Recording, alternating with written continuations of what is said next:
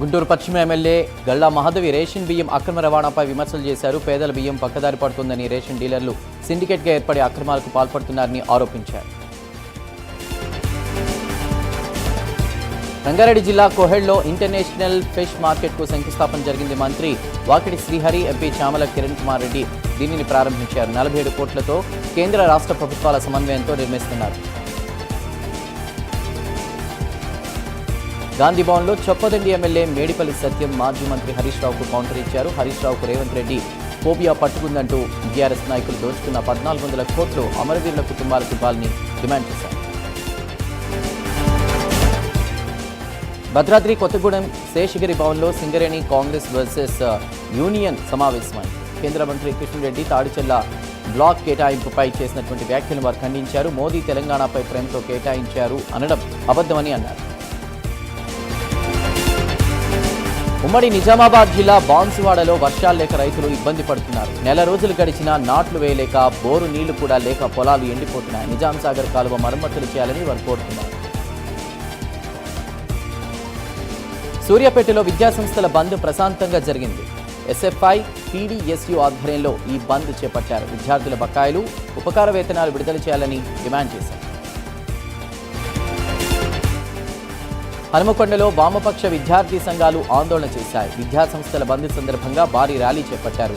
ఖాళీ డీఈఓ, ఉపాధ్యాయ పోస్టుల భర్తీ చేయాలంటూ కూడా ప్రైవేటు పాఠశాలల అధిక ఫీజులు నియంత్రించాలని వారు డిమాండ్ చేశారు.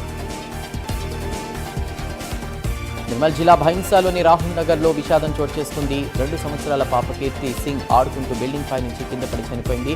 పోలీసులు కేసు నమోదు చేసి దర్యాప్తు చేస్తున్నారు.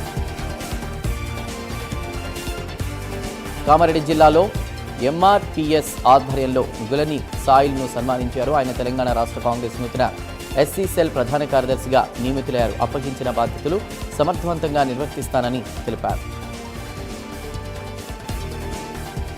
ఖమ్మం టౌన్లో వామపక్ష విద్యార్థి సంఘాలు బంద్ చేశాయి. పీజీ కాలేజీ ఎదుట ఆందోళన చేస్తూ పెండింగ్లో ఉన్నటువంటి ఫీజు రియంబర్స్మెంట్ వెంటనే విడుదల చేయాలని డిమాండ్ చేశాయి. సీఎం గో బ్యాక్ అంటూ నినాదాలు చేశారు.